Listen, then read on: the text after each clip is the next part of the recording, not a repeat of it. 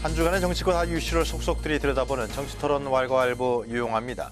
오늘도 어김없이 뜨거운 토론을 펼쳐주실 세 분을 모셨습니다. 김형주, 김유정, 그리고 진성호 전 의원 나와 계십니다. 안녕하십니까? 안녕하세요. 안녕하세요. 이번 한 주도 어김없이 정치권이 갖가지 이슈로 뜨거웠습니다. 자, 왈가왈부가 준비한 토론 주제는 무엇인지 첫 번째 주제부터 화면으로 만나보시도록 하겠습니다. 여러분들은 그런 분들에게 나라 망치고 또 저는 간사의원입니다. 제85조 2의 규정에 정말 역대 최악의 한국당 속내는 결국 내년 총선을 앞두고 지지층을 결집하겠다는 것입니다. 대화와 협상을 끝까지 거부하는 것은 제1야당의 책임을 포기하는 것입니다. 당장 국회 정상화에 응해주기 바랍니다. 자유한국당은 개혁이라고 하면 모든 것을 거부하면서 대화도 하지 않고 무조건 반대만 했습니다. 이제라도 진지한 자세로 개혁을 위한 논의에 함께 해야 합니다. 진심을 가지고 협상에 임해야 합니다. 우리 자유한국당 오늘 이곳 서울역에서 민생 수호 반독재 투쟁의 대장정을 시작합니다.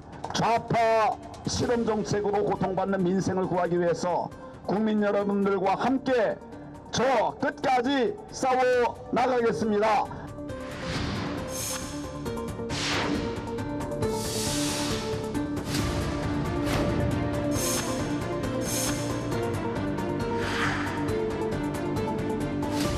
허리 지정제도 또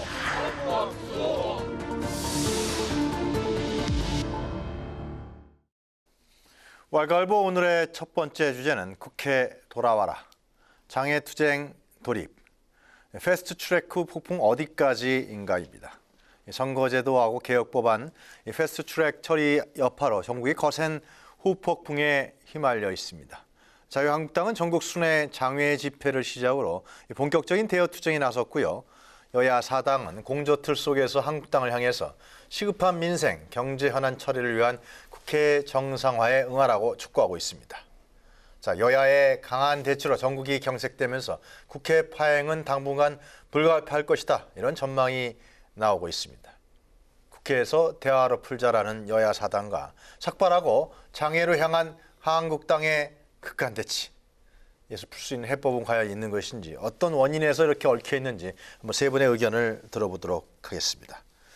자, 우리 김 의원님 먼저 말씀해 주시겠습니까? 네. 집권 여당의 책임이 크다는 얘기가 많으니까요. 네. 이거 전국이 어떻게 이렇게 꼬여 있는 거죠? 사실 뭐 대통령께서도 최근에 말씀하신 바 있습니다만은 여야정 이렇게 협의할 수 있는 틀은 갖춰놨습니다만은 네. 지난 연말부터 여러 가지 어떤 그 사안들 가장 핵심적으로 국회의원들 스스로가 이해관계가 걸려 있는 선거법이라든지 또 우리 문재인 정부의 공약사항이라고 할 수 있는 어떤 뭐 사법개혁이라든지 또 여러 가지 어떤 핵심 사안에 대해서 특히 자유한국당이 이제 문제제기를 하고 또 실제적으로 또 대안다운 대안을 가지고 논의해 나가기보다는 네. 시간 끌기라든지 전혀 대안 같지 않은 대안으로 이렇게 극한 대립으로 승부를 해오는 것 같습니다. 실제로 보면 민생과 반독재 또 무슨 좌파 뭐 이런 용어를 하고 있습니다만은 당장 현재 국회가 말하자면 그 추경과 같은 중요한 민생 특히 강원도 산불이라든지 네. 또 포항 또 경북 지역에서 어떤 여러 가지 어려움에 있는 또 우리 경제가 굉장히 어려운 상황인 만큼 전체 제1야당으로서의 책임 그런 것들을 방기하면 안 될 것이라는 생각이 있고 물론 최근에 우리 원로께서도 말씀하셨다시피 어쨌든 네. 이 전체 경색된 전국을 푸는 것은 여당이 먼저 풀 수밖에 없기 때문에 아마 이제 조만간에 있을 말하자면 민주당의 원내대표 선거가 이제 마무리되고 네. 하면 이제 뭐 징검다리 연휴가 끝나고 나면 조금 더 다시 한번 그 야사당과 함께 자유한국당과 어떻게 협치하고 이야기를 더 이어갈 수 있는지 좀 더 주도적으로 좀 더 네. 적극적인 자세로 아마 모멘텀을 만들어 가야 되지 않을까 그렇게 생각이 듭니다. 자, 진 의원님, 지금 한국당은 5명이 삭발했네. 5명 의원이 그죠? 그리고 전국으로 지금 이제 장외 집회 홍보전에 돌입했는데요. 이거 어떻게 봐야 됩니까? 근데 지금 중요한 것은 뭐 삭발을 몇 명이 했냐 이런 건 저는 별 중요한 것 같지 않고 네. 다만 지금 한국당 입장은 이런 겁니다. 지금 민주당이나 청와대가 지금 뭐 추경 예산에서 경기를 부양한다. 시급하다. 빨리 민생 현안을 챙기러 국회에 들어오라고 하는데요. 한국당 생각은 좀 다릅니다. 뭐냐면 문재인 정권같이 무능한 정부가 있는 한은 근본적인 해결이 안 된다. 왜? 지금 이 추경 예산 경기 부양을 하게 만든 게 누굽니까? 문재인 정권의 경제 관료들 아닙니까? 지금 다른 나라는 중국은 5%의 성장을 했습니다. 1, 4분기 때. 미국도 3%의 성장했습니다. 대한민국은 마이너스 0.3인데 왜 이렇게 됐냐 보니까 국제 경제 여건이 안 좋아서 그렇다. 그리고 청와대 대변인이라는 사람은 1, 4분기는 원래 투자하기 때문에 낮고 2, 4분기가 높다. 2, 4분기 좋아질 거다. 이렇게 기자들한테 브리핑했는데 최근 5년간 보니까 딱 1년 빼고는 2014, 15, 6년 빼고 7년, 8년 전부 다 1, 4분기가 훨씬 높았어요. 그렇다면 기자들 답변도 거짓말로 이야기하고 경제도 엉망인데 지금 당장 추경으로 투자한다고 해서 민생이 살아납니까? 문재인 정권이 근본적으로 경제정책을 바꾸든지 아니면 아예 정권을 바꿔가지고 유능한 정권이 들어가서 하게 하는 것이 대한민국의 국익을 위해서 필요하다는 것 때문에 장애로 나온 겁니다. 그러니까 잠시 뭐 타협하고 들어와서 추경 통과시켜줘. 이것 가지고 국민들의 삶이 좋아진다? 저는 그렇게 보지 않습니다. 이게 한국당의 시각입니다. 지금 2년이 됐습니다. 지금 문재인 정권이. 이제는 뭐 이명박 때문에 뭐 박근혜 때문에 이 변명은 안 됩니다. 그런데 누가 봐도 데이터상으로 빈부격차가 이렇게 심한 적이 있었습니까? 청년 실업이 이렇게 심한 적이 있었습니까? 없습니다. 이렇게 해놓고 또 추경으로 뭐 한다? 지금요 50몇 조를 갖다 일자리에 쏟아부었는데 지금 일자리가 늘었습니까? 아르바이트짜리 이번에도 통계 나오지만 17시간 미만의 일자리는 엄청 늘었습니다. 근데 52시간 이상 일자리는요 그것보다 더 많이 줄었습니다.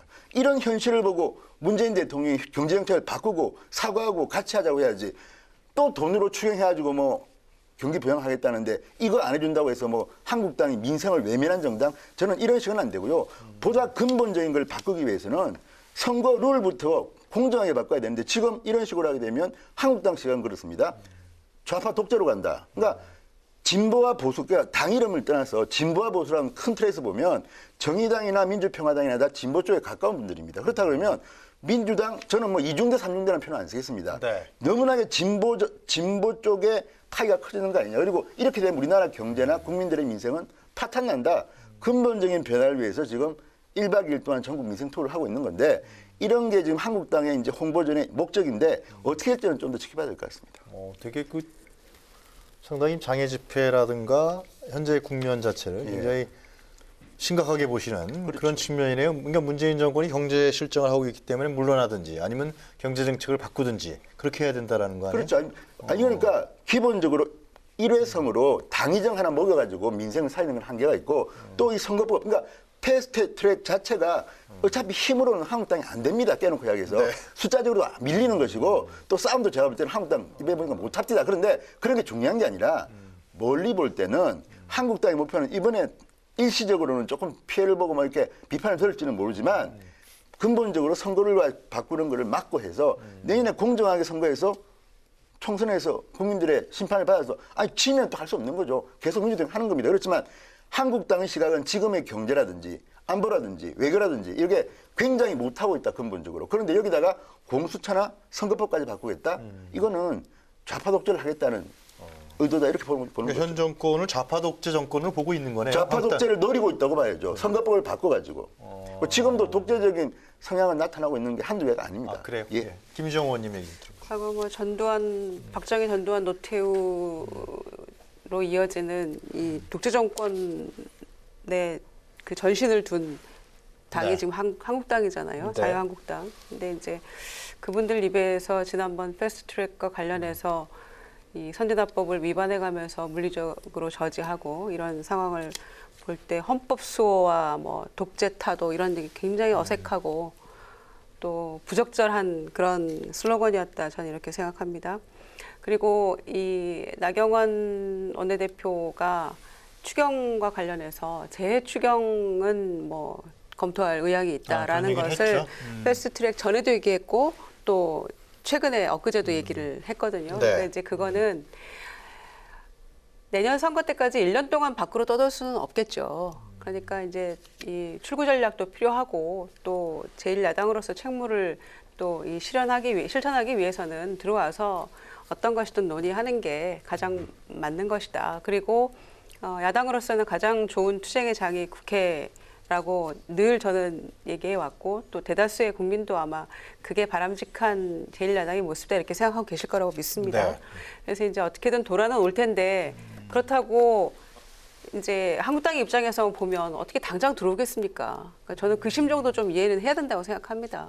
패스트트랙 어쨌거나 본인들이 헌법을 쓰어야 된다, 이거는 뭐 독재다 이렇게까지 하면서 극렬 저항하고 선진화법도 위반해 가고 고소고발전이 지금 이 말미에 난무하고 있는 이 상황에서 이렇게 됐으니 그러면 들어가서 이제부터 해보겠다 이렇게 할 수는 없는 거라고 보고요. 그러니까 이제 한국당의 입장에서만 생각을 한다면 그래서 어느 정도의 시간은 저는 필요하다고 봅니다. 네. 그러나 이제 그게 장기화됐을 경우에는 그건 타당하지 않는 거고요. 그리고 국민들이 보시기에 과연 그게 이제 맞는가? 저는 이제 그 포인트가 가장 중요하다고 생각하는데 이게 장기화됐을 경우에 과연 이 자유한국당을 바라보는 국민적 시각은 어떻게 될 것인가? 그걸 좀 생각해야 된다고 보고요.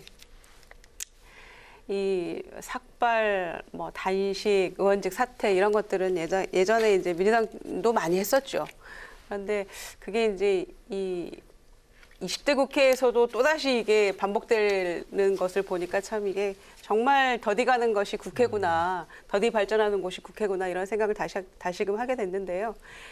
이제 여담입니다만은 과거에 이제 여러 가지 투쟁에 대해서 민주당 시절에도 뭐 얘기를 했을 때 삭발만은 못하겠다고 하신 분도 있었어요. 아, 그래요? 네, 왜냐하면은 이제 머리를 심으셨거든요. 모발 이식을 하신 의원들도 계셔서 예. 나는 다 해도 삭발 투쟁만큼은 못하겠다. 이제 갑자기 이제 불현듯 그런 그때 생각이 났어요. 그래서 예. 그 심정도 우리가 이해를 해야 된다. 이러면서 이제 삭발은 안 하고 했던. 누구였나요, 그분이? 이제 그걸 실명을 못 밝히겠고요. 네, 다 아주 잘 아시는 분입니다. 네. 그래서 이제 정말 그러면서 이제 저는 약간 웃음이 나왔었는데 그거를 뭐 여당에서 조롱하거나 이래서는 안 된다고 생각하고요. 한국당의 행태나 그 불법적인 요소가 아무리 미워도 저는 그래도 그분들은 결기를 가지고 한다고 생각합니다. 그 네. 나름대로. 그래서 투쟁의 방식이 어떤 것이든 간에 한국당으로서는 천막당사도 이제 물 건너 간 것 같고요. 그리고 전국 순회 장애투쟁도 한 바퀴 돌고 나면 동력이 있을지 모르겠어요. 5월 달에 의원들이 지역구 돌봐야 되는데 그게 그렇게 가열찬 투쟁으로 앞으로 계속 몇 달 동안 이어질 수 있을지. 그래서 네. 어느 정도 하면 이제 5월 8일 날 민주당 새 원내대표가 오고 이제 선출이 될 거 아닙니까? 그런저런 그 계기를 삼아서 조금 협상에 임하고 또 네. 야당을 달래는 여당의 모습도 좀 필요할 것 같고요. 지난 시간에도 말씀드렸습니다마는 여야 대표 회담도 대통령이 좀 하시고 네. 또 지난 이 패스트트랙 과정에서 이해찬 대표가 이 제1야당을 향해서 했던 도둑 X라고 했던 그런 네. 표현들에 대해서도 사과할 부분은 사과하시고 좀 함께 끌어안고 자 그럼 오늘부터 대화하자 이러면 야당이 들어오겠습니까? 그러니까 그런 이 한국당의 입장도 조금 생각해 가면서 그런 좀 대화의 타협에 어떤 수순이 좀 필요할 것 같아요. 일시에 그게 해결될 거라고 생각하지는 않습니다. 저는 뭐 패스트트랙이 옳다 안 옳다 그런 논의를 계속 하고 있는데 사실은 그 얘기를 하기보다는 네. 이제 20대 국회가 이제는 내년 총선이 4월 15일입니다. 그 1년 하면 사실은 국회의원이라는 게 총선 끝나면 뭐 새로 떨어지는 사람도 있고 붙기 때문에 실제로 현실적으로는 더 이상 기량을 못 한다고 했을 때 패스트트랙이라는 말을 하기 전에 20대 국회를 마무리하는 시점이다 보니까 이 제도를 가지고 내년 총선에 쓸 수 없을 가능성도 굉장히 많습니다. 그러니까 유종의 미를 가지고 하나하나 하겠다는 자세가 저는 필요하다고 보여지거든요. 네. 논의를 해보다가 논의가 서로 최종 합의를 못해서 또 부결될 수도 있는 거고 또 경우에 따라서 조금 더 빠른 시간 내에 동의를 얻어갈 수 있는 가능성이 있는데 그 과정 자체에 오히려 그게 패스트트랙이라는 말 자체가 오히려 더 장애 요인이 되는 것 같아요. 그렇지 않고 지금 현재 국회가 일할 수 있는 게 딱 1년이다. 네. 1년 안에 우리 지혜를 모아보자라고 하는 것이 사실은 똑같은 내용인데요.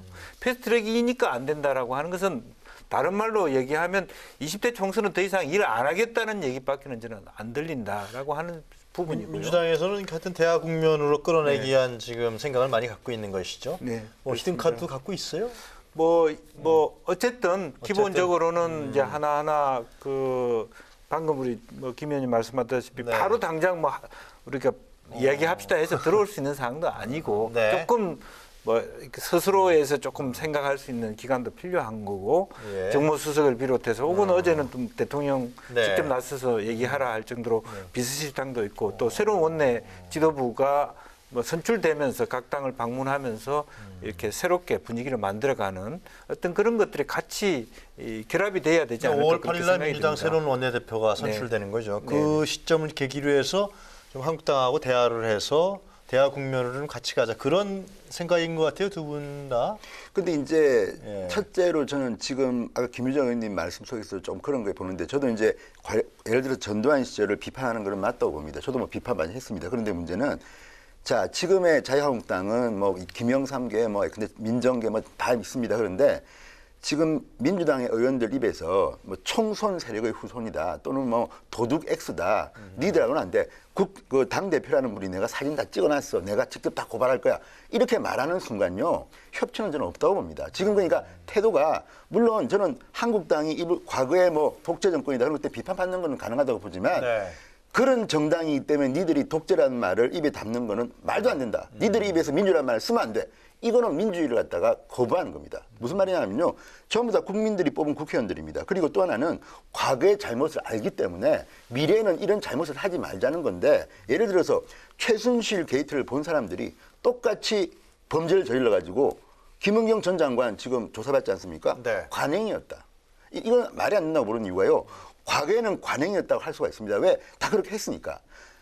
노무현 정권이건 김대중 정권이건 이명박 정권이든 정권이 바뀌면 공공기관 자리 감사 자리 다 자기 사람들 신고했습니다. 저도 이해합니다. 그런데 문제는 박근혜 정부 때 이렇게 하면 안 된다는 걸 갖다 알려주고 다 감옥 보내버렸습니다. 그런데 그 다음에 촛불 정부라는 사람들이 똑같은 짓을 하면 안 되는 거 아닙니까? 그러니까 독재를 하면 안 된다는 걸 아는 사람들이 독재를 하면 되겠습니까? 그러니까 비판하는 건데 그 비판조차도 못하게 비웃는다. 이건 저는 앞으로 한국의 민주주의를 위해서는 대단히 좋지 않다. 또 두 번째는 뭐냐면 지금 민주당이 패스트트랙에 올라탈 때까지는 민주당이나 정의당이나 다들 조용히 있었습니다. 왜냐하면 당에서 이렇게 막 싸우고 있는데 자기가 딴소리 내는 거는 좀 안 좋습니다. 그런데 패스트트랙이 통과된 뒤에 이제 김영춘 의원이 장관에서 돌아온 김영춘 의원이 이런 말을 했습니다. 다른 건 모르지만 선거법은 합의를 해야 된다. 이거 온당치 않다. 그다음에 패스트트랙 끝난 뒤에 조응천 의원이 또 입을 열었습니다. 검경 수사권 조정안 정면으로 SNS에서 비판을 했습니다. 그 전에 금태섭 의원도 했죠. 그러니까 저는 지금 오늘도 보면 이 선거법 가지고도 30석 지역구 더 만들라는 이야기도 나오고 있다는데 이제는 야당과 여당의 이제 논쟁도 있지만 여당 내 또는 정부에도 지금 경찰, 검찰이 지금 각자 목소리를 내기 시작했습니다. 그래서 저는 패스트 트랙이 좋은 방향으로 가는 데 대한 필요한 논쟁은 바람직하나 이제는 앞으로는 두고 보십시오. 패스트 트랙 그 몸싸움은 금방 우리 잊어버렸습니다. 지금 이제 새로운 이슈인데 그런 전망보다도 아니요, 저 들어보세요. 네. 문무일 검찰총장이 문재인 대통령이 임명한 검찰총장에 비해서 항명을 했습니다. 그렇기 때문에 이 논쟁은 시작되는 것이고 독재 같으면 그런 게 있었습니까? 아니 독재는 제가 말하는 좀 다른 겁니다. 독재 때 있었죠 왜? 그런데 문제는 그런 뜻이 아니라 지금 제가 말하는 독재라는 거는 독재를 획책한다고 주장하는 게 그겁니다. 선거법을 갖다 이렇게 합의도 안 하고 바꿔가지고 유리하게 판을 갖다가 만들어가지고 독재를 기도한다는 이야기를 하는 것이고 또 하나 공수처 문제입니다. 금태섭 의원도 말했지만 세계 어느 나라에도 없는 강력한 괴물을 하나 만들어서 이게 게슈타포가 될지 KGB가 될지 누가 합니까? 그러니까 이런 이야기를 하는 겁니다. 지구 그러니까 출신하고 완전히 악이거나 완전히 100% 선일 수가 있습니다. 보수적인 관점에서 보는 프레임에 최악을 따라서 대비할 그런 필요가 있습니다. 것이고요. 제가 생각할 때는 또 물론 민주당에서 일부 도를 지나친 그런 어떤 비판과 비난을 하는 것은 적절하지 않다고 생각합니다. 예. 그러나 실제로 헌법소라는 얘기를 하려고 그러면 업무 바제라든지 최소한의 말하자면 최입 의원 같은 의원실에 가서 못 나오게 하는 그런 행위들 그건 안 해야 되잖아요. 저도 인정합니다. 그건 선진화법을 만들어 놓고 그거 완전히 뒤집는 그런 것을 하면서 정당성을 확보하고 헌법 소외한다고 이건 그렇게 얘기하는 부분이기 때문에 제살깎기 형태의 비난을 이끌어내고 있다는 얘기도 드려야 될 것 같아요. 네. 하여튼 근데 상당히 지금 이 세 분의 토론 분위기도 진성호님이 예, 말씀을 들어보면 상당히 좀 격한 정국인 것 같다라는 생각이 드는데요. 그 얘기 나왔으니까 패스트트랙에 대해서 한번 얘기를 좀 짚어보고 가죠. 결국 문제는 지금 그거 아니에요? 왜 패스트트랙에 태웠냐 이거예요, 그죠? 그러니까 합의하고 서로 간에 논의하고 얘기했어야 되는데 왜 여야 사당이 그 민감한 법안들을 패스트트랙에 태웠느냐, 이게 제가 봤을 땐 지금 핵심 쟁점인 것 같아요. 지금 정치권에서 얘기되는. 그건 어떻게 보십니까? 태울 수밖에 없었습니까? 아니면 태우지 말고 다른 해결책을 모색했어야 되는 건가요? 네, 지난 시간에도 저희가 얘기했지만 네. 사실 이제 지난 금요일 그 밤에 무슨 일이 벌어지지 않을까 예. 이제 토론하면서 그랬었는데 결국은 이제 주말 사이에는 별일이 없었고 네. 그 다음 주 4월 30일 월요일 날 이제 처리를 하지 않았습니까? 그 새벽 넘어가면서 처리를 했었는데 그런 거죠. 한국당하고 좀 더 시간을 두고 뭐 논의를 할 수 있었으면 좋았겠죠. 선거구 네. 같은 경우는 더군다나. 그리고 이제 패스트트랙에 올라가고 나니까 이제 여당 내부에서 이런저런 개인적인 의견을 얘기할 수도 있겠죠. 그러나 당인이고 당론이기 때문에 그동안에는 침묵하고 함께했던 것도 저는 그거는 뭐 응당해야 될 일이라고 생각합니다. 네. 그냥 의원 각자의 소신도 있을 수 있겠죠. 저 같은 경우도 선거법은 그렇게 하는 게 맞다라고 생각했던 사람인데 생각이 조금 달라지는 것은 한국당의 태도 때문에 그렇게 변한 거잖아요. 그러니까 지난 12월 15일 날 합의한 거에 대해서 조금의 어떤 성의도 보이지 않고 나중에는 헌법에 위반되는 비례대표 없애자 이런 얘기를 턱 내놓으면 네. 그거는 합의 안 하겠다는 소리하고 같은 거였잖아요. 그러니까 이 여야 사당이 한국당하고 논의하자고 해도 침묵하고 뭐 전혀 그 논의 구조 속에 들어오지 않다가 나중에 3월에 툭 던진 게 비례대표 아예 없애자, 이거 쓸데없는 거다 이렇게 해버리면 네. 그 연동형 비례대표제를 추진하자고 했던 그 논의의 주제에서 완전히 벗어나는 다른 얘기를 하는 것이니까 하지 말자는 거랑 같은 거잖아요. 그러니까 4개월, 5개월 기다리다가 결국에는 더 이상은 안 되겠다라고 판단을 하고 이제 패스트트랙을 지정할 수밖에 없었는데 이제 약간의 이 여야 사당도 각 당에 따라서 이해관계가 조금씩은 다르죠. 그러니까 이를테면 바른미래당이나 이제 정의당 같은 경우에는 선거제 개혁에 조금 더 방점을 두고 있다면 민주당 같은 경우에는 아무래도 이제 공수처나 수사권 조정 문제가 조금 더 비중이 있었겠죠. 그러나 여야가 합의하는 것은 각 당의 어떤 생각이나 이해관계를 조금씩 조정하고 타협해 가면서 뭔가 결과물을 만들어내는 것인데 뭐 그 정도 경중은 있을 수 있겠죠. 그러나 한국당이 전혀 그 논의 어떤 그 결과에 전혀 좁혀지지 않는 그런 의견을 가지고 이렇게 해버리기 때문에 결과적으로는 이렇게 할 수밖에 없었던 것이고요. 그리고 이제 다들 설마 했던 거 아닙니까? 패스트트랙 제도가 만들어졌지만 특히 이제 선거제나 특히 공수처법이나 이런 것들까지 이게 과연 될까? 이 부분이 그러니까 유치원 3법이나 이런 거 갖고 또 다른 문제잖아요. 될까 했는데 결국은 이렇게 되고 보니 한국당으로서는 당황하는 것이고 아마 이거를 해낸 여야 사당도 이렇게까지 결론적으로 될 줄 몰랐다라고 또 생각하는 의원들도 내심 있을 수 있어요. 그래요? 이게 설마 가능했을까라고. 그런데 문제는 이제 타협하고 대화해야 된다, 관행대로 해야 된다라고 하는 한국당의 주장이 전혀 그 논의 구조의 적극성을 보이지 않음으로 해서 설득력을 자꾸만 잃어갔다는 거죠. 그리고 어떻게 제1야당을 제껴두고 이렇게 할 수 있냐라고 얘기합니다만 과거 헌정사에서 여야 사당이 다 동의하는데 제1야당이 또 혼자 이렇게 이거를 반대하면서 이렇게 했던 경우도 없거든요. 또 이런 다당제 구조 하에 이렇게 이루어진 것도 사실상 처음일 수도 있겠지만요. 그래서 저는 좀 더 제1야당이 책임감이 있었다면 적극적으로 임했어야 맞다. 그래서 그거에 대해서 이 누구의 잘잘못이냐 이걸 뭐 따지기도 하고 요 며칠 동안 그런 시사 프로건, 뉴스건 다 그런 일이 많았습니다만 원인 제공은 저는 한국당이 했다고 보고요. 그리고 이제 나중에 결과를 놓고 봤을 때는 여당이 조금 더 그러니까 한국당이 이렇게까지 돌아서지 않도록 조금 더 정치력을 발휘했어야 맞는 게 아니냐. 저는 그 부분에 있어도 동의합니다. 그러니까 좀 더 포용하고 함께 갈 수 있는 어떤 그런 장을 여는데 과연 100% 여당에서 노력을 했는가, 민주당에서. 그래서 그런 부분에서 아쉬움이 매우 크죠. 자, 김영준 의원님, 패스트트랙에 관한 여론조사가 얼마 전에 있었죠. 51.9%가 잘했다. 37.2%는 잘못했다. 이 조사 나와서 국민들은 패스트트랙에 지정한 것은 잘했다는 의견이 과반 넘는 건 사실입니다. 그죠?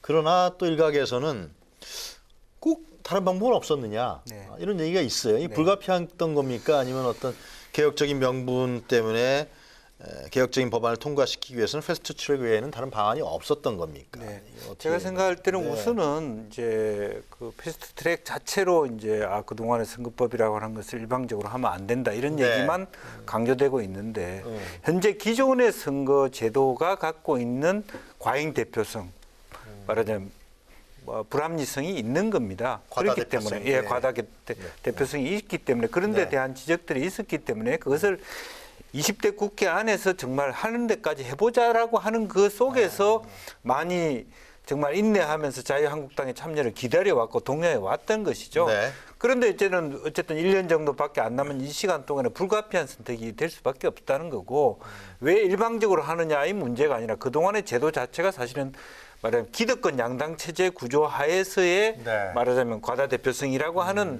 뭔가 기울어진 운동장을 조금 더 발로 보자, 조금 더 공평하게 하자라는 취지에서 출발하고 있습니다. 그렇기 네. 때문에 다소 이제 그런 등가성의 문제겠죠.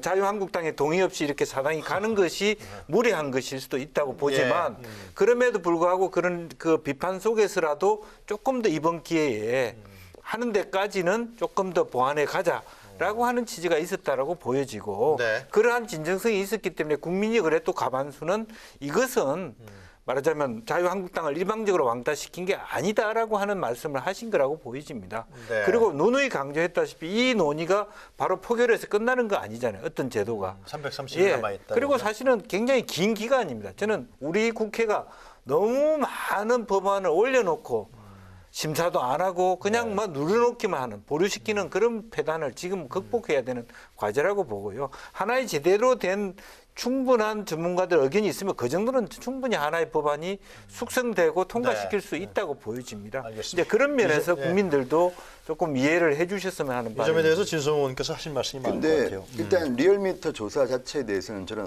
이 이야기를 안 할 수가 없는 게 일단 네. 51.9대 37점인데 네. 일단 오마이뉴스가 의뢰하고 리얼미터가 조사했습니다. 신뢰도를 저는 좀 비판하고 싶은 게 자 리얼미터라는 이 여론조사 기관은요 얼마 전에 이런 일이 있었습니다. 이미선 헌법재판관 후보자가 임명하는 게 맞느냐 틀리느냐 한 일주일 차이도 아닌데 한 너대 4, 5일 차이에 20%포인트가 줄어들었습니다. 처음 했을 때는 훨씬 더 안 된다고 말했는데 그 다음에 한 거는 거의 비슷하게 나왔습니다. 왜 그랬겠습니까? 질문지 퀘스천을 갖다 바꿔버린 겁니다. 그러니까 이 여론조사는 질문지 장난에 의해서 언제든지 바뀔 수 있습니다. 또 두 번째, 문재인 정권은요, 이런 조사가 나오면 문재인 정권의 불리한 조사는 한 번도 반영하고 이야기도 안 했습니다. 그렇지만 조금이라도 잘 나온 거 있으면 또 이것 가지고 또 이제 막 여론몰이를 하는데 저는 이런 리얼미터의 이 조사 가지고 패스트 트랙이 맞았다고 하는 거는 저는 넌센스라고 봅니다. 그리고 제대로 여론조사를 하려면요. 이런 식이 아니라 안심분으로 하든지 해야지 지금 리얼미터의 표본에 대해서는 전문가들이 말이 많습니다. 왜? 당신이 그러면 지난 선거 때 누굴 찍었냐 물어보면 문재인 대통령 41% 득표율인데 훨씬 더 많이 나온다는 겁니다. 그러니까 이 여론조사를 가지고 패스트 트랙이 옳다는 식으로 여론몰이 하는 건 틀렸다. 또 두 번째, 이 패스트 트랙에 대해서는요, 이제 뭐 제대로 뭐 딴 걸 떠나지만, 과연 이걸 했을 때 이 전국에 미칠 영향을 민주당이나 정의당이나 한국당이나 다 알고 있습니다. 그런데 패스트 트랙에 전부 다 목을 메고 굉장히 오랜 기간 여기에 매달렸습니다. 그런데 지금 대한민국이 선거법제, 이건 국회의원들 밥그릇 이야기입니다. 두 번째, 공수처법, 세계 유례가 없는 거, 이걸 논란이 있는 법입니다. 금경수사권 조정은 쭉 이야기된 거기 때문에 저는 이건 한번 해볼 만하다고 봅니다. 그런데 이걸 갖다가 들이밀므로써 지금 다른 이슈들이 다 묻혀버렸습니다. 무슨 말이냐면요. 지금 경제와 지금 남북관계 이런 게 얼마나 중요합니까? 그런데 지금 이슈들을 패스트 트랙에 다 빨아먹어버렸습니다. 정치는 이렇게 하면 저는 안 된다고 봅니다. 더 중요한 이슈에 대해서 배려를 해야 되는데 이렇게 패스트 트랙을 몰고 가다 보니까 결국 국회는 지금 열지도 못하고 다른 중요한 법안들 어디 갔습니까? 특히 저는 경제 관련 법안들이 많은데 오히려 야당이 더 규제 풀자고 하는 것들이 많습니다. 문재인 대통령도 본인 입으로는 경제 이야기 하지 않습니까? 그런데 왜 그런 중요한 이슈는 다 파묻어버리고 이걸 갖다 강행하게 되면 이런 결과가 나올 줄을 아무도 몰랐습니까? 저는 개인적으로는 물리적 뭐 이런 거 다 반대하기 때문에 그렇지만 어쨌든 정치권은 다 합니다. 이걸 갖다 던지는 순간 선거법이 포함된 패스트 트랙을 던지는 순간 어떤 일이 국회에서 벌어질 건지. 그런데 이걸 갖다 강행한 민주당. 저는 뭐 야당, 한국당도 자랑 하나도 없습니다. 저는 굉장히 전술도 전략도 굉장히 부족했다고 보는데 그걸 떠나서 1차 책임은 민주당이 있다고 저는 봅니다. 1차 책임 주셔야겠네요. 사실은 이제 뭐 이걸 여론몰이라고 얘기하는 건 좀 과하다고 봅니다. 이건 큰 추이만 보다. 역으로 보면 사실은 현재 그러면 자유한국당이 그렇게 몸으로 막 누워서까지 저항한 부분에 대해서 국민이 절대적인 지지를 하고 있는가? 그렇지 않다. 시선이 싸늘하다라고 하는 부분이고 거기에는 패스트트랙을 가지고 누가 이걸 키워서 실제적으로 다른 의제들을 묻히게 했습니까? 저는 과잉 방어를 했다고 보는 거예요. 충분히 열어놓고도 부결시킬 수도 있고 더 좋은 대안도 만들 수 있는 건데. 예, 하여튼 패스트트랙으로 지정은 됐어요, 그죠? 예. 국회 선진화법에 의해서 이거는 뭐 받아들일 수밖에 없는 사실 아닙니까? 예. 한국당은 좀 약합니다. 그래서 계속 지고 있습니다. 그런데 멀리 보면 대단했잖아요, 그날 이기는 예. 결과가 나올 수도 있습니다. 그렇게까지 한국당이 했어야 될 이유가 없다. 아, 다른 생각이십니까? 네. 예. 아니 그러니까 보십시오. 패스트트랙에 지정하고 나서 그 이후에 이제 민주당 내부에서도 이를테면 김태섭, 조홍천 의원들도 한마디씩 하고 그러면 네. 그럼 그분들은 검찰 출신이잖아요. 아, 보십시오. 그분들이 경찰 출신인가요? 검찰 출신이잖아요. 네. 그러니까 검찰 출신으로서 아마 뭐 그렇게 생각하는 건 있을 수 있다고 봐요. 또 네. 그 나름에 문무일 총장이 자기 식구들 챙기려고 그렇게 하는 것도 뭐 해석하기 나름이겠습니다만은 뭐 역대 총장들은 그런 얘기 해왔죠. 그러니까 자기 조직을 뭐 예. 수성하기 위해서. 그러나 그게 옳지 않다는 것이고 검찰 개혁은 필요하다는 것이기 때문에 국민들은 공수처나 또 수사권 조정이 필요하다고 보고 있는 거잖아요. 네. 그리고 이 선거제 정치 개혁이 필요하다고 늘 얘기합니다. 그리고 국회에 대한 시선은 늘 싸늘하죠. 그런데 정치 개혁을 하기 위해서 가장 필요한 건 선거제 개혁입니다. 그리고 국민의 민의를 그대로 민심 그대로의 어떤 이 의석 확보 이걸 네. 위해서 정말 필요하다고 했기 때문에 지금 연동형 비례대표제를 했던 건데 그게 필요하다고 했을 때 한국당이 뭐라고 했습니까? 국회의원 수 늘어나는 거 안 된다 이렇게 얘기했잖아요. 그래서 제가 누누이 전 얘기했습니다.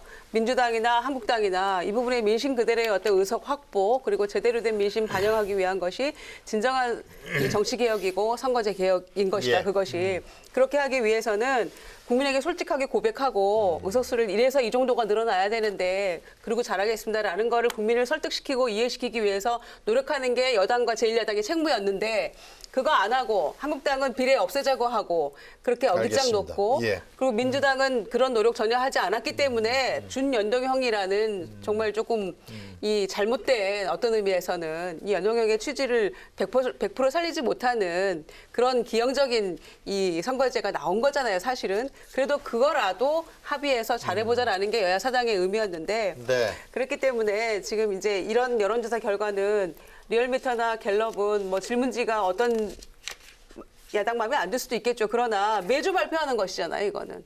매주 발표하는 거고. 패스트트랙은 매주가 아니죠. 아니요, 그러니까 리얼미터에 대해서 말씀하셨기 때문에 말씀드리는 겁니다. 그러니까 지지율이나 이런 거는 어떤 거는 리얼미터나 갤럽에 올라갔다고 또 그거 인용하잖아요. 아니, 이미선 후보자의 경우에 4, 5일 만에 20%포인트가 변한 걸 제가 이야기한 겁니다. 그러니까- 그래서 이런 조사는 굉장히 위험하다는 걸 제가 지적한 겁니다. 그러니까 리얼미터에서 또 뭐 질문지 관련 설명한 것도 있고 그렇더라고요. 그러니까 네. 그러니까 이 사안 하나하나에 대해서 여론조사 이거는 추이를 봐야지라고 생각하는 거고요. 이 패스트트랙 이 부분에 대해서도 이후에 이번 주에 나타난 어떤 여론조사 이런 걸 봤을 때 네. 그거는 민심을 반영하는 거라고 생각을 합니다. 그거는 패스트트랙에 대한 찬반 이런 게 아니었잖아요. 네. 그러니까 그런 걸 봤을 때는 조금 민심을 제대로 보고 가야 된다 이렇게 생각하고요. 그래서 한국당도 그런 점에서 패스트트랙이야말로 이 여야가 합의하는 게 우선입니다. 아무리 패스트트랙 알겠습니다. 펴었어도 예. 합의가 우선이기 때문에 그래요. 들어와서 논의하면 얼마나 저는 바뀔 수 있다고 생각합니다. 김정호 의원, 저 얘기 좀 간단하게 할까요? 그 국민청원 문제. 지금 청와대 국민청원에 지금 170만이 넘었나요? 어떻게 되나요, 그죠? 165만, 170만 이렇게 됐다고 해요. 자유한국당을 해산하라고 하는 네. 청원. 민주당도 마찬가지로 30만 정도가 들어가 있는데요.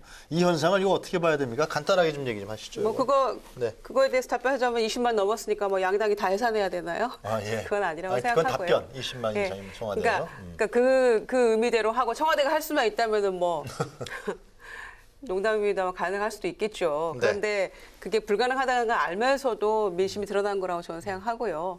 그러니까 그거는 정치권에 보내는 그냥 이 국민들의 경고라고 저는 생각합니다. 경고다? 네, 그렇죠. 그러니까 통진당 해산도 저의 입장은 그거는 국민의 투표로 맡길 문제였지 그거를 강제 해산하는 거는 그때 당시 민주당도 그건 옳지 않았다고 생각했고 제 입장도 마찬가지였거든요. 그랬던 것처럼 청와대가 이 청원을 뭐 그게 1000만이 된다 한들 자유한국당 해산한다는 건 말이 안 되죠. 그리고 제1야당의 견제 이런 비판 이런 거 없이 민주당이 잘 될 수 없거든요. 그럼 다만 거기서 이 한국당이 얼마나 제 역할을 하느냐에 저는 이제 알겠습니다. 그게 문제라고 경고다. 생각하고요. 민심의 경고라고 생각합니다. 어떻게 보십니까? 사실은 간단하게. 이제 예. 뭐 일부 민심이 그런 그 청와대 게시판에 그런 그 제목을 올릴 수는 있겠죠. 그러나 제일 문제는 사실 그걸 정치권이 그 안에 또 개입해 들어가는 그 순간 본질이 흐려지고 있다고 보여집니다. 사실 여야 할 것 없이 만약에 자유한국당 해체를 하면 또 민주당 해체고 좀 있으면 뭐 정의당 해체 다 나중에 숫자를 다 올려서 네. 무슨 뭐 여론조사 하듯이 그렇게 하는 것 자체는 순수하지 않고 또 외국의 경우에도 뭐 위더 피플 같은 경우도 조금 청원으로서 적절하지 않은 건 좀 걸러낼 필요도 있다고 생각합니다. 이것은 그냥 민심으로서 적절하지 합리적이지 않지만 그런 글도 올라올 수는 있으나 네. 그것을 가지고 정치권이 개입하는 건 적절하지 않다. 저는 그렇습니다. 진효님도 간단하게 하시죠. 근데요, 야구, 프로야구 보면 이제 롯데냐, 기아냐 붙으면 서로 이제 막 지원합니다. 이게 이길 것이다. 그게 얼마나 무의미하냐. 1인 1표 원칙이라면 의미가 있을 수도 있습니다. 그런데 한 명이 여러 개 아이디어를 가질 수도 있고 지금 청와대 청원은요, 이번에 드러난 사실인데 내가 만약 마음만 먹으면 네이버, 카카오, 페이스북, 유튜브 다 각각 유튜브가 아니면 하나씩 찾아주면요 얼마든지 할 수 있고 그 다음에 마음만 먹으면 각 그 계정 중에서도 10개, 20개, 100개도 만들 수 있습니다. 그러니까 마음만 먹으면 한 명이 굉장히 많은 투표를 할 수 있다는 것이죠. 그러니까 이렇게 가능한 거를 갖다가 굳이 청원으로 만든 시스템도 저는 문제가 있고 또 두 번째는 이렇게 한 1년 해보십시오. 각 정당 싫어하는 사람들 170만이 아니라 그러니까요. 1000만, 뭐 1500만 나오겠죠. 그런데 예. 이런 걸 청와대 게시판에 띄워놓는 청와대 홈페이지 관리자의 그 무능함 또는 수준 낮음에 대해서 좀 비판하고 싶습니다. 알겠습니다. 아니 특정 정당을 해산하라는 거를 올린다? 최근에 30만 나온 거는 또 윤지호라고 아시죠? 윤지호 씨 뭐 경호 문제에 또 30만 붙었는데 그래서 딱 한마디만 이런 하고 말도 안 되는 싶은 걸 것은 갖다가 가지고 뭐냐면요. 장난치는 청와대 홈페이지 청원 게시판 운영자는 그만둬야 게시판이 됩니다. 만들어진 게 2017년 8월이에요. 지금까지 어떤 언론이 한 번도 그 초기 게시판에 대해서 문제를 제기하지 않다가 자유한국당이 저는 많이 봤는데요. 여러 번 문제 제기했습니다. 이런 식의 인기 투표식이 안 된다는 거를 아니 기사가 얼마나 많이 하는데 그렇습니까? 그런 부분에 대해서는 저는 적절하지 않다고 알겠습니다. 예, 하여튼 또 논란이 되네요. 마지막으로 말이죠. 제가 한 2분씩만 드릴 테니까 이거 어떻게 해야 됩니까? 해법. 우리 진성호 의원님부터 얘기를 들었으면 좋겠는데 이 국회로 돌아와야 될 거 아니에요, 그죠? 하여튼 뭐 누가 사과를 하든 뭘 하든 간에 이 해법 카드가 좀 있으면은 좀 얘기를 좀 들었으면 좋겠어요. 우리 진 의원님부터 좀 얘기해 주시죠. 어제 원로들 초청 오참에서 충분히 그 해법이 나왔다고 네. 봅니다. 굉장히 점잖게 문재인 대통령한테 이야기했습니다. 대통령이 직접 나서라. 지금 대통령은 야당과 대화를 안 합니다. 뭐 본인 말로는 뭐 원내대표끼리 회의 같은 거 만들었다는데 정작 중요할 때는 안 만나는 게 대통령의 정치 능력이냐. 문재인 대통령이 좀 야당을 만나라는 겁니다. 레이건 대통령은요 전화를 그렇게 많이 했답니다. 야당 의원들한테 법안 통과할 때. 지금 문재인 대통령이 그런 노력하고 있나요? 그리고 또 하나 인재 등용을 왜 이렇게 좁게 하십니까? 인재 풀이 없습니다. 지금 이번에도 장관 임명할 때 2명 낙마했지만 국민들이 볼 때는 정말 무능한 사람들이 너무 많다. 이런 데 대해서 대통령이 해법을 내야 되고 저는 뭐 다른 민주당과 한국당은 각자 지도부에서 고민하십시오. 저는 모르겠습니다. 저는 뭐 그쪽 국회의원도 아니고 별로 관심도 없는데 문제는 제가 볼 때는 1차적 책임은 대통령한테 있다. 이 모든 것이. 공수처를 밀어붙인다? 조국석이 민정석이 왜 그렇게 SNS 장난질을 합니까? 저는 이런 거는 청와대의 민주주의에 대한 태도가 아니라고 봅니다. 굉장히 가볍습니다. 이런 식으로 정치를 희화화하고 아니 뭐 국회법에 따라서 누구는 뭐 징역할지도 모른다고 협박하는 겁니까? 이런 식으로 청와대가 운영하는 한은요. 절대 국회는 복원되지 않습니다. 문재인 대통령이 저는 가장 큰 문제라고 봅니다. 제 해법은 그렇습니다. 어떻게 해야 된다는 문재인 대통령 직접 야당 지도자를 만나고 잘못한 거는 반성하고 본인이 인재풀을 좀 넓히고 지금 잘못하는 경제 지금 책임자들 다 좀 바꾸십시오. 눈에 국민들은 아는데 왜 대통령 모르십니까? 알겠습니다. 아니 수치로 나왔지 않습니까? 청와대에서 이 정도면 지금 이 방송을 듣고 있을 테니까요. 많이 참고했으면 좋겠어요. 굉장히 많은 국민들 이야기도 모르는 것 그래서 같습니다. 진성호 의원이 어렵지 않게 이렇게 답을 주셔서 나는 굉장히 감사하게 생각하고 네. 대통령이 얘기를 잘 들어서 정말 그 제일 야당의 대표를 어떤 형식으로도 빠른 시간 내에 만났으면 좋겠다는 거고 또 거기에 대한 전제는 독백과 대화의 차이는 뭐냐면 사실은 마주 앉아서 마음을 여는 거 아니겠어요?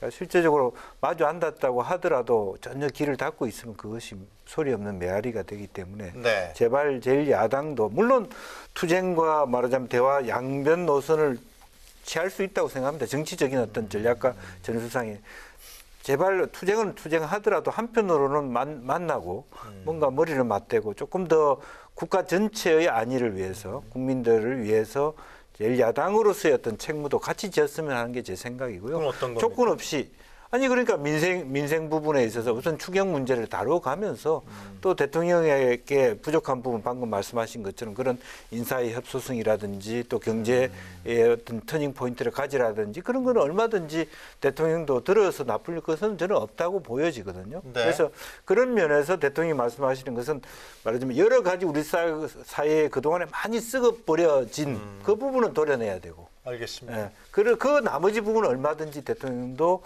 정말 마음을 열고 들어야 된다고 생각합니다. 김정원님. 네. 원로들과의 이제 만남이 뭔가 이 민심을 조금 들으려는 그런 모습이라고 생각합니다. 그러니까 물꼬를 트는 거라고 생각하고 대통령으로서. 그리고 두 번째는 노영민 실장이나 강기정 정무수석 같은 경우는 굉장히 경험도 있고 노련하신 분들이잖아요. 얼마든지 저는 건의해서 여야 대표 함께 만나서 얘기하는 거를 해야 된다라고 얘기할 수 있다고 봅니다. 그리고 그 막걸리 한 잔씩 하시면서라도 좀 얘기 허심탄회하게 하고요. 다들 민생 걱정한다고 여야가 얘기하고 있는데 공통점이 있을 거 아니겠습니까? 그러니까 그런 얘기 좀 했으면 좋겠고요. 야당은 저는 이제 과거 저희가 장애투쟁하고 했을 때 경험을 생각해 보면요. 이제 출구 전략을 마련하라고 했을 때 그게 참 쉽지는 않거든요. 들어오려고 했을 때는 뭔가 조건을 겁니다. 야당에서. 몇 가지 이러이러한 것들은 하지 않으면 우리는 못 들어간다. 우리는 계속 투쟁할 수밖에 없다는 얘기를 하거든요.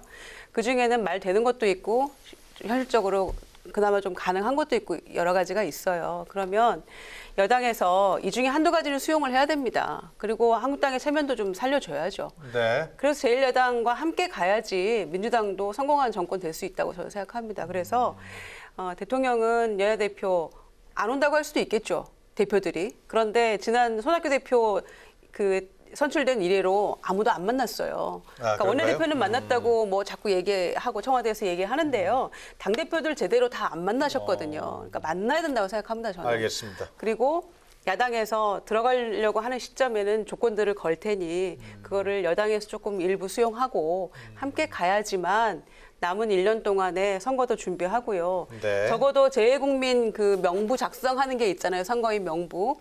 그 전에 한 하루 이틀 전까지는 알겠습니다. 다 이게 이 선거제가 끝나야 되고 선거구 획정도 끝나야 돼요. 그 기점이 3월 6일입니다. 예. 그러니까 그 전까지 뭔가 이 결실을 맺기 위해서는 그런 방법들이 지금 절실하게 요구된다. 이렇게 생각합니다. 대통령이 만나자 그러면 황교안 대표가 응하겠죠? 모르죠. 그건 제가 뭐 답할 그래요? 바는 아닌 것 같은데. 제가 뭐 황교안 대표 그래 비서도 알겠습니다. 아니고. 자, 첫 번째 주제는 이 정도로 저희가 정리를 하고요. 그럼 이어서 오늘의 두 번째 주제 화면으로 만나보시도록 하겠습니다.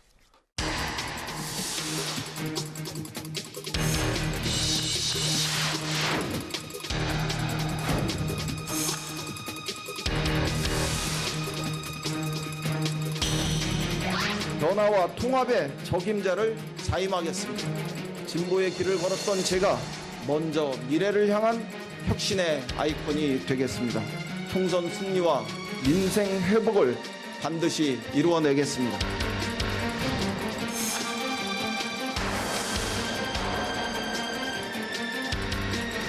이번이 세 번째 도전입니다. 원내대표는 당 수석 위원님들 모두를 아우를 수 있어야 합니다. 원팀으로 만들겠습니다. 반드시 내년 총선 승리로 보답하겠습니다.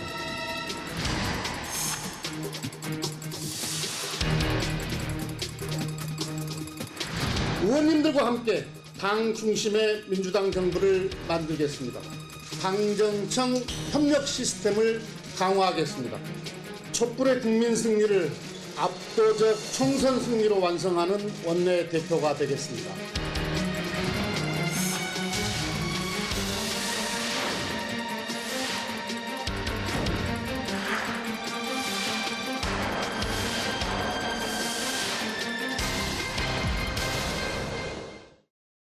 나갈부 두 번째 주제는 불붙은 민주당 원내대표 경선, 남은 변수와 관전 포인트는 무엇인가입니다. 오늘 8일에 치러지죠. 민주당 원내대표 경선전에 막이 올랐습니다.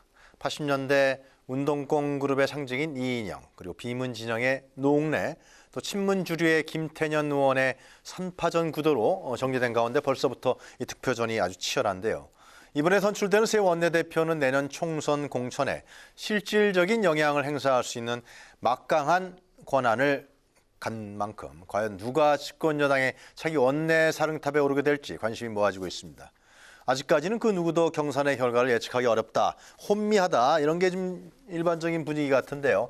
이 원내대표 경선에 따른 어떤 그 정치적인 분석이라 그럴까요? 어느 분이 되는 게 민주당 입장에서는 어떻게 이 흐름이 가는지 이 문제를 좀 간단하게 좀 짚어봤으면 좋겠어요. 우리 김 의원님부터 말씀하시죠. 우선 뭐 그 세 분이 나와 있는데 만약에 이제 김태년 의원이 갖고 있는 장점은 이해찬 대표하고 또 뭐 문재인 대통령하고 일체감이라고 하는 하나의 어떤 그 단일성이라고 하는 것이 이제 일사불란함으로 만들어진다는 측면이 하나 있을 겁니다. 그러나 그럼에도 불구하고 지나치게 한 당이 하나의 그 주류, 하나의 스트림으로만 가져갈 수 있느냐 하는, 특히 이제 집권 3년 다 넘어갔을 때는 당내에서의 불협화음들을 다 모아낼 수 있느냐, 이런 한계들을 갖고 있을 것 같고요.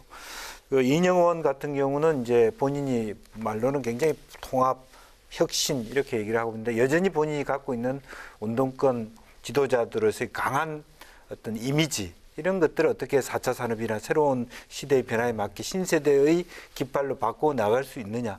만약 그럴 수 있다면 상당히 당의 외연도 넓혀지고 세대 교체의 의미도 되고, 물론 아직 뭐 젊은 나이도 아니고 이미 더 올드해지는 이제 그런 연배로 넘어가고 있습니다만은, 그런 면에서 사실은 이 정부의 말하자면 단순히 친노 친문뿐만 아니라 어떤 조금 더 폭넓은 개파와 조정 작업이 가능하다는 장점이 있는데, 반면에 아까 말씀드린 것처럼 본인 스스로가 이런 본인의 구호를 실천할 수 있는 역량을 갖고 있느냐 하는 것들이 한 시금석이다, 그렇게 보이시고요.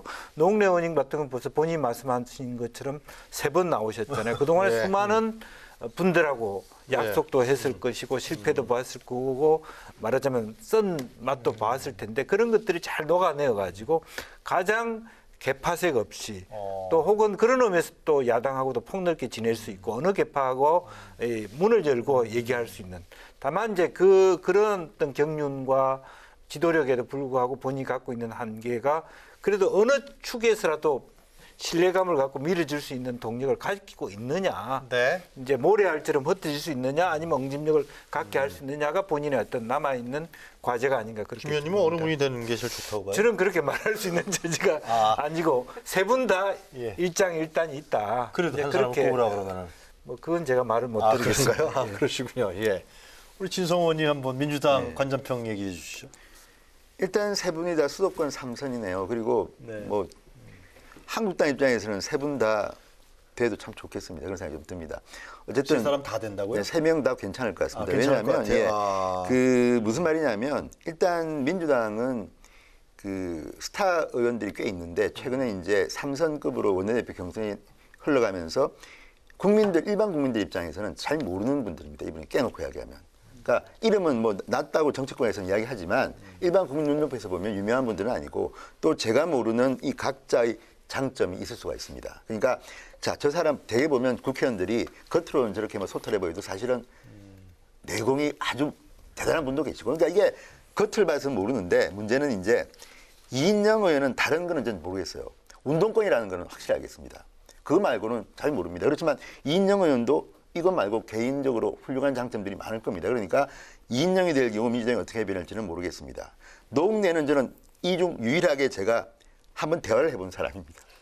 국회의원 때가 아니고 기자 때 MBC 노조위원장을 했습니다. 그때 조선일보 기자를 보고 전화를 걸었는데, 그때 굉장히 에티켓이 있고 괜찮은 사람 같아 보였습니다. 점잖게 항의를 했습니다. 그런데 그때도 보면 아버지가 그 유명한 정치인이라는 걸 그때 알았는데, 어쨌든 이분은 능글능글하게 지금까지 굉장히 이게 사람들하고 스킨십이 좋은 것 같고, 또 하나는 지금 보니까 뭐 2강 1약해서 노웅래가 1약이라고 하는데, 의외의 반란표가 나올 수 있다고 보는 이유가, 현역 의원들의 꿈은 다음에 공천받아서 한 번 더 배지를 다는 겁니다. 그런데 지금 지나치게 친문 세력이 압도하고 있다. 양정철 전 비서관이 민주연구원장 와서 총선 지휘한다더라. 다 바꾼다더라. 뭐 이런 소문들이 흉하지 않습니까? 그렇다면 국회의원들은 오히려 이강보다도 인력을 선택할 수도 있다고 보고 또 김태년 의원은 제가 볼 때는 정책적으로 많이 했기 때문에 나름대로 이런 스킨십이나 뭐 또는 뭐 대여 투쟁력 이런 대화 투쟁력보다도 나름대로 경제나 정책에 대해서는 좀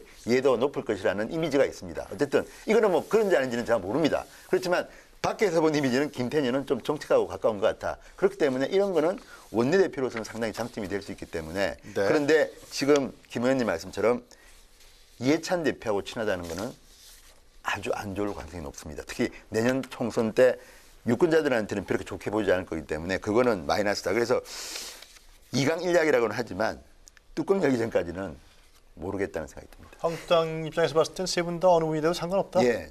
뭐 해볼만 합니다. 예. 무서운 사람은 제가 볼 때는 적어도 제가 아는 지식으로는 해볼만하다라는 저 사람이 원내대표 되면 힘들겠네. 이런 분은 아닌 것 같습니다. 해볼만하다는 표현에는 뭔가 좀 같이 얘기가 될 만하다라는 것도 있고 그냥 뭐 다 그렇다. 예, 그렇다. 예. 해볼만하다. 뭐 이런 함의가 누가 되든 간에 하여튼 뭐 김종호님 어떻습니까? 뭐 세 분 다 내가 이 패스트트랙 이 국면에서 정치 국면에서 자유한국당의 나경원 원내대표를 상대할 적임자다 다 그렇게 얘기를 하고 있어요. 그러니까 이제 두고 봐야 되겠습니다만 처음에 이제 친문이라고 해서 김태년 의원이 굉장히 앞서가는 그런 모습이었다고 해요. 그런데 나중에 보니까 이인영 의원이나 노웅래 의원도 만만치 않다. 지금 분위기 그런 것 같습니다. 그래서 민주당이 128명인데 과반을 얻어야 1차에서 그냥 끝나는 건데 한꺼번에 64표를 얻기는 불가능이다. 이렇게 생각합니다. 그래서 무조건 결선 가는 거죠.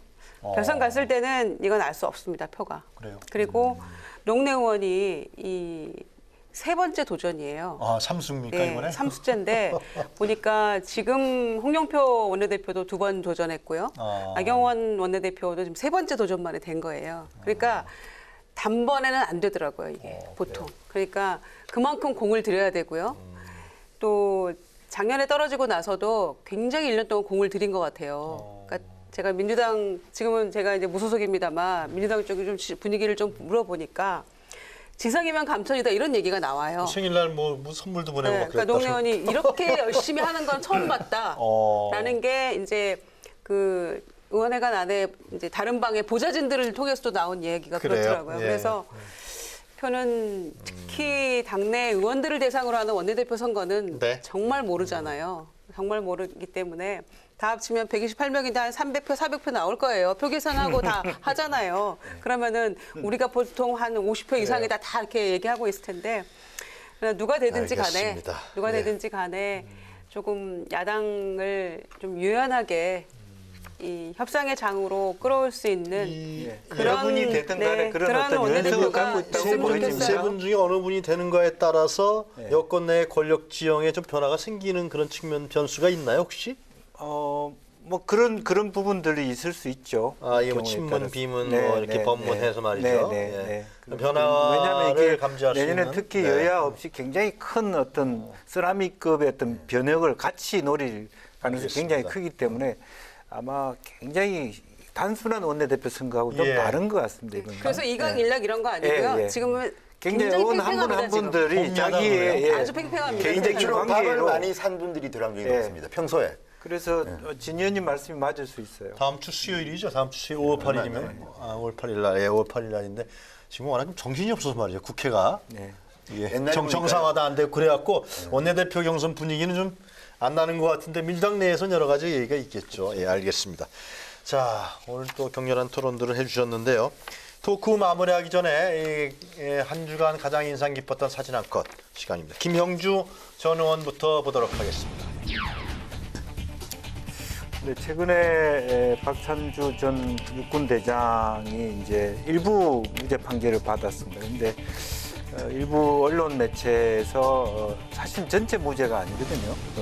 실제로 청탁금지법과 같은 경우는 1심에서 유죄를 나와서 2심에서도 벌금 400만 원을 받았습니다. 그런데 마치 무죄로 얘기한 것처럼 또 네. 무고 무죄 이런 식으로 얘기를 하고 있어서 또 한편으로 보면 좀 지나치게 현 정부에 물론 비판할 수 있고 뭐 그럴 수 있습니다만은 그분들이 굉장히 무죄한 사람을 잡아 넣었다는 식의 어떤 영웅 취급까지 하는 것은 좀 과하다 그렇게 생각이 들고요. 물론 이분이 얘기한 것 중에서도 새겨 들을 부분도 있죠. 정치는 네. 중립을 지켜야 된다라고 하는 것은 좋은 말씀입니다. 그런데 좀 과한 말씀도 있습니다. 본인은 이순신처럼 네. 느껴지고 문재인 대통령은 선조처럼 보인다. 임진왜란 때 저 신의주까지 도망간 그 가장 말하자면 나쁜 왕에 해당되는 비유를 하고 있다는 것은 좀 과한 부분도 있다. 알겠습니다. 자, 김유정 전 의원이 순정하지 사진 한 컷을 보도록 하겠습니다. 네, 딱히 뭐 문건이 공개되지 이게 그 보도가 이렇게 사진이 나온 건 뭡니까? 없어서요. 나경원 원내대표 모습인데요. 네. 2011년 서울시장 재보선 때 그 박원순 시장하고 이제 그때 후보로 각축을 벌였었죠. 나경원 그랬죠. 후보가. 예, 예. 그때 당시에 정부 경찰이 나경원 후보의 거의 선대위처럼 그런 정치적 중립을 완전히 벗어나는 그런 일을 했다라는 것이 이제 어제 한겨레 신문이 단독 보도를 한 내용입니다. 그래서 경찰의 내부 문건이 이제를 통해서 밝혀진 부분인데요. 당시에 이제 이 경찰이 오히려 이 불법 선거운동을 하거나 선거 중립성을 훼손하는 어떤 공직자들을 대상으로 이 수사를 하고 뭐 해야 되는 입장 아닙니까? 경찰이라는 게. 그런데 오히려 경찰이 중립성을 완전히 깡그리 무시하고 보니까 야당 후보, 그러니까 박원순 후보에 대한 동향을 파악하고 그다음에 시민단체 사찰하고 선거 판세 분석도 하고 나경원 후보의 뭐 귀족적인 이미지를 희석하기 위해서 어떤 방안이 있는가 이런 거를 또 적고 선거 전후에 만약에 졌을 경우에 어떻게 해야 되는가 뭐 이런 대책까지를 다 세워서 그런 문건이 청와대에 보고가 됐다는 거예요. 그러니까 2011년도죠. 2011년도. 그때 그러니까 제가 캠프의 상실장이었는데 박원순 캠프에. 박원순 캠프에. 그러니까 윤 선생 알았어요? 그때 몰랐죠 당연히. 언론 보도니까 언론 보도. 그때 당시에 나경원 캠프에서는 이런 일이 경찰을 통해서 이루어지고 있었다는 것이 이제 어제 보도가 된 것인데요. 그러니까 경찰 지금 검경 수사권 조정 이 문제로 검찰과 경찰이 사실은 굉장히 이제 감정 싸움도 있고 좀 예민하게 서로 대립하고 있는 이런 상황인데 이런 게 불쑥불쑥 과거에 이제 이런 것들이 하나씩 나오면 그러면 경찰한테 이걸 맡기면 되는 것인가? 이런 또 회의적인 얘기가 나올 수 있겠지. 그거는 전혀 별개의 문제라고 생각하고요. 수사권 조정 문제하고 경찰 내부의 이런 과거에 잘못된 문제나 불법적인 행태 이런 것들은 반성하고 개혁해야 될 부분이지 그런 것들을 또 여기 연계시켜서 할 부분은 아니라고 생각하고요. 알겠습니다. 이 부분에 대해서는 나경원 원내대표도 지금 자꾸 불법 뭐 헌법에 반하는 것들을 하고 있다라고 주장을 하고 있는데 그때 당시 후보로서 본인은 이 부분에 대해서 알고 있었는지 왜냐하면 후보가 TV 토론했을 때 이때 당시 이 문건과 비슷한 얘기를 또 질문하고 똑같은 내용을 한 게 있었거든요. 그러니까 여기에 대해서 원내대표 입장도 좀 밝혀야 될 것 같고요. 밝힌 걸 알고 있습니다. 본 적 없다 그랬습니다. 아니 그랬는데 토론할 때 이 문건과 똑같은 얘기를 했단 말씀이 그건 모르겠어요. 저는 거기에 모르겠는데 대해서는 아니 그러니까 어쨌든 거기에 대해서 한겨레 얘기를 보도에 해야 된다는 얘기예요. 대해서는 나경원 의원이 나는 본 적 없다고 했으니까 그거는 뭐 진실관계는 또 그러니까 본인이 본 적이 있건 없건 이 문건대로 행한 부분이 있기 때문에 거기에 대해서 조금 더 자세한 해명과 이게 있어야만 설득력이 있다라는 말씀을 드리는 겁니다. 알겠습니다. 그러니까 경찰의 이런 잘못된 이 불법적인 것은 뭐 지금은 공소시효가 지나서 뭐 어떤지 모르겠습니다만 반드시 반성하고 개혁해야 된다 이렇게 생각합니다. 다음은 진성호 전 의원의 사진 한 것을 보도록 하겠습니다. 짧게 또 공감하면 황운하 울산경찰청장이 또 김기현 당수시장의 선거 개입했다는 의혹이 지금 수사 중입니다. 하는데 이 말에서 그러니까 경찰의 중립성은 중요하다는 이야기고요. 지금 저거는 이제 문무일 검찰총장입니다. 문무일 검찰총장이 지금 해외 출장 중인데 1일 날 지금 패스트트랙에 올려진 법안에 대해서 민주주의에 반한다는 이야기를 했습니다. 민주주의에 반한다. 검찰총장의 입에서 대통령이 추진하고 있는 이런 법안에 대해서 민주주의에 반한다는 이야기를 했습니다. 자, 이 논쟁은 앞으로 계속 될 거지만 지금 9일 날 귀국하기로 되어 있는데 해외 일정을 일부 취소하고 내일 4일 날 들어옵니다. 아마 사표를 낼지도 모른다는 이야기가 들리는데 자, 그동안의 문재인 대통령 정부입니다. 검찰총장도 그 임명권을 받은 사람입니다. 독립되어 있지만 그렇다면 그동안 정부 내에서 그럼 이 문제에 대해서는 어떻게 추진되는지 제가 모르겠지만 이것이 패스트트랙에 올라탄 순간 당사자인 검찰총장이, 물론 이거는 검찰 이기주의일 수도 있지만 얼마나 내부 소통이 없었으면 이게 올라탄 순간 검찰총장이 이렇게 항명을 하고 급거 귀국해서 내일 사표 낼지 안 낼지는 모르겠으나 이런 일이 벌어지는가. 이것도 제가 볼 때는 문재인 정권 내부의 커뮤니케이션이 왜 이렇게 없는가. 이거는 정말 문제입니다. 그리고 알겠습니다. 민주당 내부에서 지금 논쟁이 나오고 있지만 어쨌든 이 정부는 소통을 제대로 못하는 것 같아. 문무일 총장은요, 이 보수 쪽에서 욕을 그렇게 많이 먹은 사람인데 이런 사람조차도 이 문제에 이렇게 항명하고 있다. 이거 어떻게 된 겁니까? 알겠습니다. 묻고 싶습니다. 예. 자, 개회식조차 열지 못했던 4월 임시국회가 결국 오는 7일 종료됩니다. 이 패스트트랙 지정 이후에 여야의 대립이 격화되면서 4월 임시국회 역시 빈손으로 마무리 짓게 됐습니다. 추경안 심사와 각종 민생 법안 처리가 시급한 지금 이 대결 전국의 장기화를 우려하는 목소리가 매우 높습니다. 산적한 과제를 해결하기 위해선 곧바로 5월 임시국회를 열어야 하지만 이것마저도 쉽지 않은 상황입니다. 왜 민주주의의 기본 정신은 바로 대화와 타협 그리고 양보입니다. 여야 모두 통큰 양보와 결단을 통해서 여야 간 협상 창구부터 하루빨리 마련해야겠고요. 이 제 몫을 다하는 국회의 모습 보여줄 수 있기를 기대합니다. 자, 정치토론 왈가왈부 오늘은 여기서 마치겠습니다. 오늘 세 분 고생하셨습니다. 감사합니다. 저희는 다음 주 이 시간에 다시 찾아뵙겠습니다.